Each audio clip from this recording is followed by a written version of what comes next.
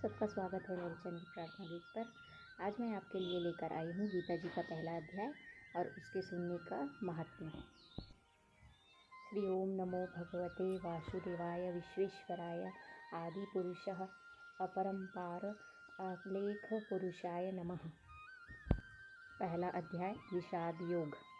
जब कौरव और पांडव महाभारत के युद्ध को चले तब राजा धृतराष्ट्र ने कहा, मैं भी युद्ध देखने चलूँगा। तब श्री वेदव्यास जी ने कहा, राजन, नेत्रों के बिना क्या देखोगे? राजा धृतराष्ट्र ने कहा, प्रभु, मैं देखूंगा नहीं तो श्रवण तो करूंगा। वेदव्यास जी ने कहा, राजन, तेरा जो सारथी है वह मेरा शिष्य है। जो कुछ महाभारत की युद्ध लीला कुरुक्षेत्र में होगी, संजय तुमको यहाँ बैठे ही श्रवण कराएगा। जब व्यास जी के मुख से यह वचन सुने तब संजय ने श्री व्यास जी के चरणों में नमस्कार करके कहा, हाथ जोड़कर विनती करी, हे प्रभु जी, महाभारत के युद्ध का चरित्र कुरुक्षेत्र में होगा और हस्तिनापुर में कैसे देखूंगा और राजा को किस भांति कहूँगा। जब इस प्रकार संजय ने व्यास जी के आगे विनती की तो श्री व्यास जी ने प्रसन्न होकर संजय से कहा, हे संजय, मेरी कृपा से तुझे यहाँ सभी दिखाई देगा, बुद्धि के नेत्रों से सूझेगा। जब व्यास जी ने यह वर दिया तो उसी समय संजय की दिव्य दृष्टि हुई और बुद्धि भी उसकी दिव्य हुई। आगे अब महाभारत का कौतुक कहते हैं, सो सुनो। 7 अक्षौहिणी सेना पांडवों की और 11 अक्षौहिणी सेना धृतराष्ट्र के पुत्र कौरवों की, यह दोनों सेना जमा होकर कुरुक्षेत्र में एकत्र हुई। राजा धृतराष्ट्र ने संजय से पूछा, हे संजय, धर्म का क्षेत्र जो कुरुक्षेत्र है, वहाँ मेरे पुत्र और पांडवों के पुत्रों ने क्या किया, सो कहो। राजा का यह वचन सुनकर संजय बोला, हे राजा, तेरा पुत्र दुर्योधन पांडवों की सेना को देखकर अपने गुरुदेव द्रोणाचार्य के निकट जाकर बोला, आचार्य जी, देखो तो पांडवों की सेना व्यूह और सेना की पंक्ति कैसी भली भांति बनी है, और द्रुपद के पुत्र धृष्टद्युम्न जो आपका शिष्य है कैसा बुद्धिमान है, जिसने पांडवों की सेना की पंक्ति कैसे भली भांति बनाई है। फिर जो पांडवों की सेना के मुख्य योद्धा हैं, उनके नाम दुर्योधन ने द्रोणाचार्य को सुनाए। इस सेना में बड़े बड़े धनुर्धारी भीमसेन, अर्जुन, राजा युयुधान, राजा विराट, राजा महारथी धृष्टकेतु, चेकितान और बलवान काशी का राजा और पुरुजित, कुंती भोज, मनुष्यों में सबसे सर्वश्रेष्ठ शैव्य, युधामन्यु और विक्रांत, बड़ा बलवान उत्तमौजा, सुभद्रा के पुत्र अभिमन्यु और द्रौपदी के 5 पुत्र सभी महारथी हैं। अब दुर्योधन ने जो अपनी सेना के मुख्य योद्धा हैं उनके नाम और बल सुनाए। हे आचार्य, मेरी जो सेना है उनके मुख्य योद्धा हैं, उनके नाम सुनो। प्रथम तो आप और भीष्म जी, कर्ण, कृपाचार्य, सिमितिजय, आत्मस्थामा, विकर्ण, सोमदत्त के पुत्र भूरिश्रवा और जयद्रथ आदि भी योद्धा हैं, जिन्होंने मेरे निमित्त अपना जीवन त्याग दिया है, और अनेक प्रकार के शस्त्रधारी हैं जो युद्ध करने में बड़े चतुर हैं। हमारी 11 अक्षौहिणी सेना है और पांडवों की 7 अक्षौहिणी सेना है। हमारी सेना के अधिकारी और रक्षक भीष्म हैं, पांडवों की सेना का अधिकारी और रक्षक भीमसेन है। अब दुर्योधन अपनी सेना से कहने लगा, जितने तुम हमारी सेना के लोग हो सभी भीष्म की रक्षा करने वाले हो, और जितने शस्त्र आने के मार्ग हैं उन सब मार्गों से भीष्म की रक्षा करो। दुर्योधन के मुख से यह वचन सुनकर जो कौरवों में बड़े हैं वे वृद्ध भीष्म पितामह प्रथम सिंह की तरह गरज कर अपना प्रतापवान शंख बजाया, जिसके उपरांत दुर्योधन की सेना ने शंख, ढोल, दमामे और गोमुख इत्यादि अनेक प्रकार के बाजे सारी सेना ने इकट्ठे बजाए, जिसका बड़ा भयंकर शब्द हुआ। अब पांडवों की सेना के बाजे सुनो। प्रथम जिस रथ पर श्री कृष्ण भगवान विराजमान हैं, उन बड़े रथ की सामग्री कंचन की है और रत्नों से जड़ित है। जैसे वर्षा ऋतु का मेघ गरजता है, वैसे ही रथ के पहियों की आवाज़ है। अब घोड़ों की शोभा कहते हैं। जैसे गौ का दूध होता है, ऐसा तो उन घोड़ों का सुंदर रंग है। जैसे कार्तिक का फूला हुआ कमल होता है, ऐसे सुंदर घोड़ों के मुख हैं और बहुत ही सुंदर हैं। गर्दन जिसकी सुंदर है, कान और पूंछ और चरणों में स्वर्ण की भांभरे शोभायमान है। यह तो घोड़ों की शोभा कही है। ऐसे सुंदर रथ पर सारथी भक्त वत्सल सत्य स्वरूप आनंद कंद श्री कृष्ण भगवान विराजमान हैं और योद्धा के स्थान पर अर्जुन भक्त विराजमान हैं। उन्होंने दिव्य शंख बजाए। प्रथम श्री कृष्ण भगवान ने अपना पांचजन्य नामक शंख बजाया और देवदत्त नामक शंख अर्जुन ने, पौंड्र नामक शंख भीमसेन ने बजाया। भीमसेन कैसा है? जिसका उदर और कमर बड़ी है। अनंत विजय नामक शंख कुंती पुत्र राजा युधिष्ठिर ने, सुघोष नामक शंख नकुल ने और मणिपुष्प नामक शंख सहदेव ने बजाया। बड़े धनुष के धारण करने वाले काशी के राजा ने भी अपना शंख बजाया और महारथी शिखंडी ने भी बजाया। धृष्टद्युम्न ने और राजा विराट ने भी बजाया। अपराजित सात्यकी ने अपना, द्रौपदी के पुत्रों ने अपना शंख बजाए और जितने पांडवों की सेना के राजा थे सबने शंख बजाए और सुभद्रा के पुत्र अभिमन्यु ने भी शंख बजाया। सबने अपने अपने भिन्न प्रकार के शंख बजाए। उन शंखों का शब्द सुन करके धृतराष्ट्र के पुत्रों का हृदय विदीर्ण हुए। धरती और आकाश शब्दों से भर गया। इसके उपरांत धृतराष्ट्र के पुत्रों की सेना अर्जुन ने देखी। जब दोनों ओर की सेना के शस्त्र चलने को हुए, तब अपना धनुष सिर पर फेर कर अर्जुन ऋषिकेश श्री कृष्ण भगवान से बोले, हे अच्युत अविनाशी पुरुष, मेरा रथ दोनों सेनाओं के बीच में ले चलकर खड़ा करें, तब देखूं हमारे साथ युद्ध करने को कौन कौन आए हैं। संजय धृतराष्ट्र से बोला, हे राजन, ऋषिकेश श्री कृष्ण से अर्जुन ने यह वचन कहे, तब भक्त वत्सल गोविंद ने अर्जुन के रथ को हाँक कर दोनों सेनाओं के बीच ले जाकर उसे द्रोणाचार्य के सन्मुख खड़ा किया। भीष्म द्रोणाचार्य के दाई बाई ओर भी योद्धा थे। तब श्री कृष्ण भगवान अर्जुन से बोले, अर्जुन, तेरा रथ मैंने कौरवों की सेना के सन्मुख खड़ा किया है, तो इनको देख। तब अर्जुन ने कौरवों की सेना में जो जो योद्धा देखे, सो कौन कौन योद्धा देखे, पितामह, गुरु, मातुल, मामा, पुत्र, पौत्र, सखा, ससुर, मित्र देखे। उन दोनों सेनाओं में अपने ही कुटुंबियों को देखकर अर्जुन का मन में दया उपजी। तब अर्जुन श्री कृष्ण भगवान से बोले, भगवान, इन सेना में मैंने सब अपने भाई बंधु स्वजन ही देखे हैं। जो योद्धा रण में आए हैं उनको देखकर मेरा शरीर बहुत दुख पाता है। मेरा मुख सूख गया है और शरीर से पसीना आ गया है। मेरे रोंगटे खड़े हो गए हैं। गांडीव मेरे हाथ से गिर रहा है और त्वचा जल उठी है। मैं भी खड़ा भी नहीं हो सकता और मेरा मन भी भ्रम में पड़ गया है। हे केशव, मैं शकुन भी बुरे देखता हूँ और ऐसा भी नहीं समझता कि मैं विपरीत बुद्धि का हूँ।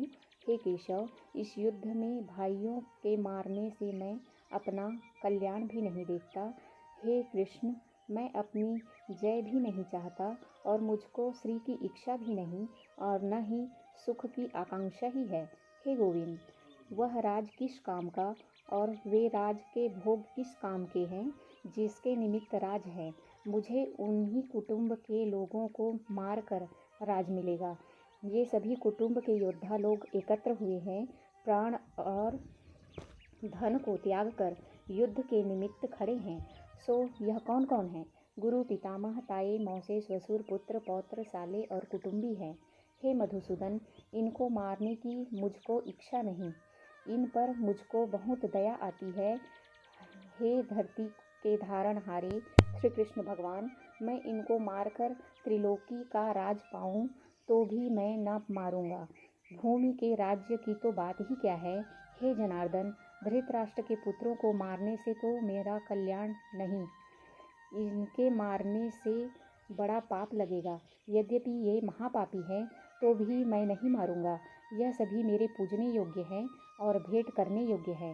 मैं इनको नहीं मारूंगा। हे माधव, सज्जन भाई बंधु कुटुंब, इनको मारने से हमको सुख और मुक्ति कहाँ। यद्यपि राज के लोभ से ही इनकी बुद्धि भ्रष्ट हुई है। ये धृतराष्ट्र के पुत्र कुल को नष्ट करने और मित्र के साथ कपट करने से जो दोष उपजते हैं उनको भी नहीं समझते। सो क्या इसकी तरह मैं भी नहीं समझता? कुल नष्ट होने से जो पाप उपजते हैं उन पापों को मैं भली भांति जानता हूँ। उन पापों को अर्जुन भली भांति कहते हुए कहते हैं, हे जनार्दन, कुल का नाश करने से कुल के जो पुरातन धर्म संस्कार चले आए हैं उनका भी नाश होता है। कुल धर्म के नष्ट होने से कुल की स्त्रियां दुराचारिणी हो जाती हैं, जिनसे स्त्रियों के वर्ण संकर संतान उपजती हैं।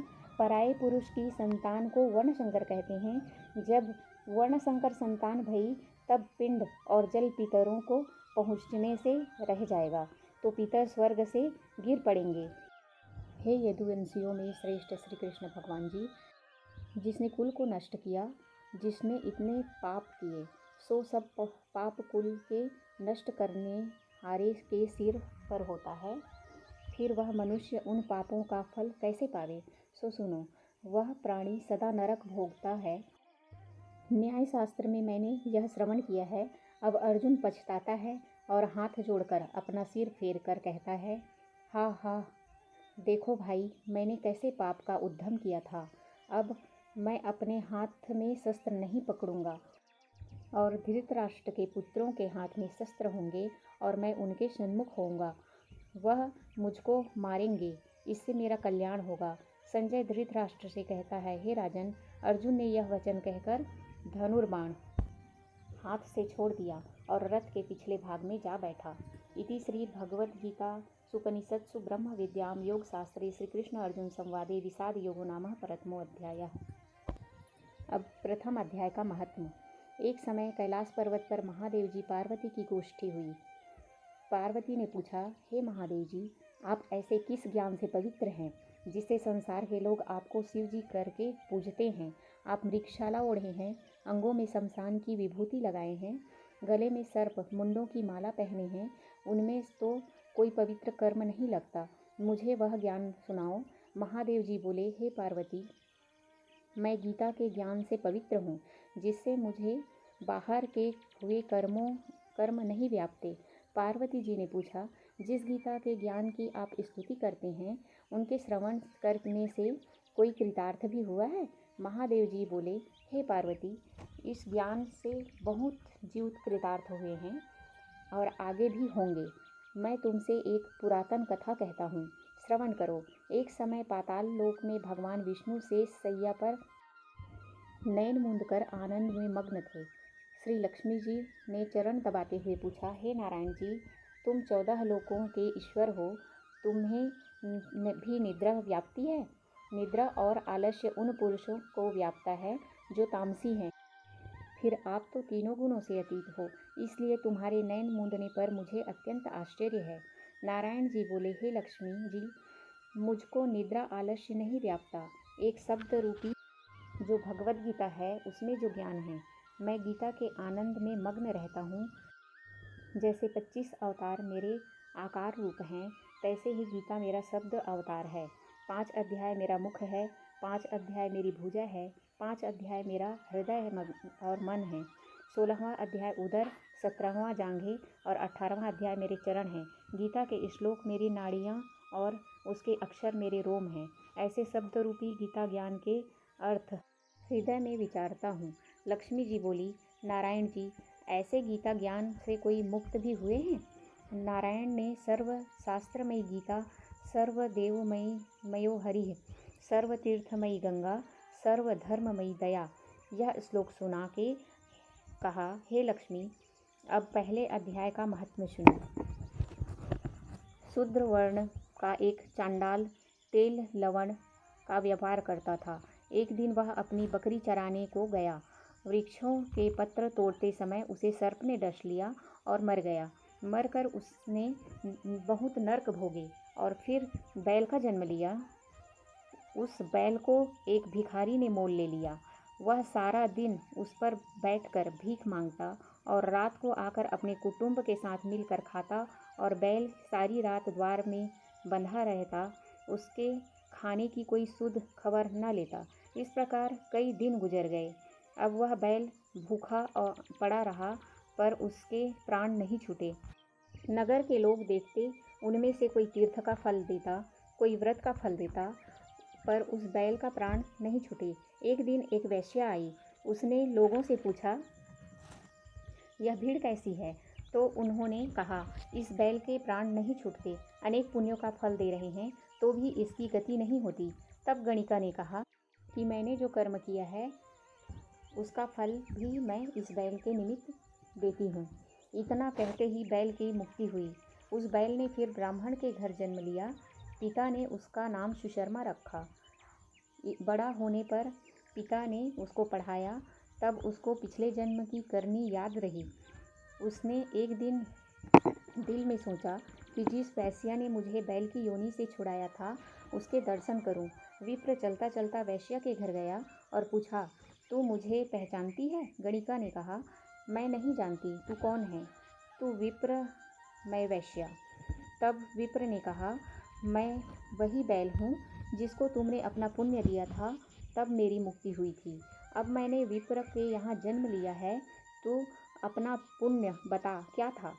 वैश्या ने कहा, मैंने अपनी याद में कोई पुण्य नहीं किया, पर मेरा एक तोता है, वह सवेरे कुछ पढ़ता है, मैं उनके वाक्यों को सुनती हूँ। इस पुण्य का फल मैंने तेरे निमित्त दिया था। तब उस विप्र ने तोते से पूछा, तू सवेरे क्या पढ़ता है? तोते ने कहा, मैं पिछले जन्म में विप्र का पुत्र था। पिता ने मुझे गीता के पहले अध्याय का पाठ सिखाया था। एक दिन मैंने अज्ञानवश गुरु का अपमान किया और कहा, मुझे गुरु ने क्या सिखाया पढ़ाया। तब गुरु जी ने मुझको श्राप दे दिया कि तू तोता बन जा। तब मैं तोता बना। एक दिन एक बहेलिया पकड़कर ले गया और एक विप्र ने मुझे मोल लिया। वह विप्र भी अपने पुत्र को गीता का पाठ पढ़ाता था। तब मैंने भी वह गीता का पाठ सीख लिया। एक दिन उस ब्राह्मण के घर चोर आए। उनको कुछ धन प्राप्त न हुआ तो वह मेरा पिंजरा उठाकर ले गए। उन चोरों की यह वैश्या मित्र थी, मुझे इनके पास ले आए। इसलिए मैं नित्य गीता जी के पहले अध्याय का पाठ करता हूँ। यह वैश्या सुनती है, पर मैं जो पढ़ता हूँ इस गणिका की समझ में कुछ नहीं आता। मैं जो पढ़ता हूँ वही तेरे निमित्त दिया था, सो यह श्री गीता जी के पहले अध्याय का पाठ का फल है। विप्र ने कहा, हे तोते, तू विप्र है, मेरे आशीर्वाद से तेरा कल्याण हो। सो हे लक्ष्मी। इतना कहने से तोते की मुक्ति हुई। तब उस वैश्या ने भी भले कर्म ग्रहण किए। नित्य प्रति स्नान कर गीता के प्रथम अध्याय का पाठ करती। इसी कारण भले भले विप्र, क्षत्रिय, वैष्णव आदि उन वैश्य की पूजा करने लगे और विप्र अपने घर को गया। श्री नारायण जी ने कहा, हे लक्ष्मी, जो अनजाने भी गीता का पाठ श्रवण करे तिनको भी मुक्ति मिलेगी। इसका कितना फल कहिए, अतुल है। यह फल पहले अध्याय का महात्म्य मैंने तुमसे कहा, जो तूने श्रवण किया। इति श्री पद्म पुराणे श्री कृष्ण अर्जुन संवादे उत्तराखंडे गीता महात्म्य नाम प्रथमो अध्याय समाप्त।